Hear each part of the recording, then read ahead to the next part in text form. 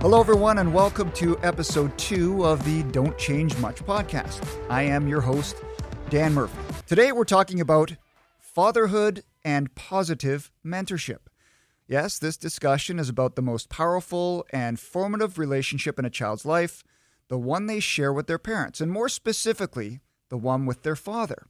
You may be surprised to know that despite the importance of a father's role in a child's development, the evidence, research, and guidance on that subject is limited.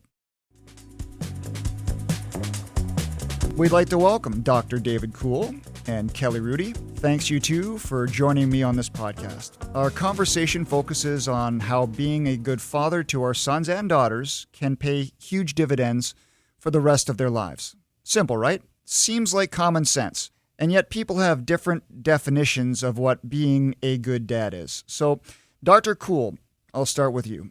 What made you want to get into this line of work? There were a few things. Probably started off in my childhood. My father had a lot of struggles with depression, so I was aware of what it was like to grow up in a home where my father was at times absent because of the mental illness. Then I was involved in starting the palliative care program at St. Paul's Hospital, which included men with HIV and AIDS. And I was very aware one day where a young man came and asked if he could use the phone because he wanted to call his dad. And he called his dad and he said, Dad, I have 3 things to tell you. First of all, is you need to know that I'm gay. And because of the proximity of where I was sitting, I could hear the silence. And then he said, I have AIDS, Dad. And again, it was silent. And the third thing he wanted to say is, and I'm on a palliative care unit, Dad. That means I'm dying. And it was silent. And the boy hung up. He was a young man. And he walked to his room. And I realized in that moment that regardless of who your children are, when they're suffering, dads should come. And that father never came. So that really had a profound effect on me, asking myself questions about my presence with regard to my own kids. And then also because of my work, I started working with men in the military, firefighters, and police officers, addressing psychological trauma. And for many of them, after they had dealt with the trauma, the most common question I've been asked is, can you help me be a good dad? So I decided one day that I was going to devote part of my career to asking that question. Kelly, you're like me. You're a son to a father, but you're a father to daughters. I have just one.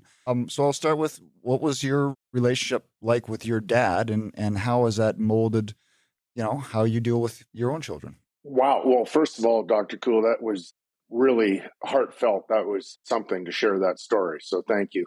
I had a remarkable relationship with my dad, and the way in which my dad treated me is very similar to the relationship that I have with my 3 daughters. And I would say I carry a lot of traits from my father, including being a very patient person, including being somebody that I believe I'm a very good listener. And when I delivered the eulogy for my father a number of years ago, I said just that. And I said, but I take no credit for that because those are traits that my father passed on to me. And so for my brother and I, and for my mom, my dad was an incredibly kind person. He was very gentle.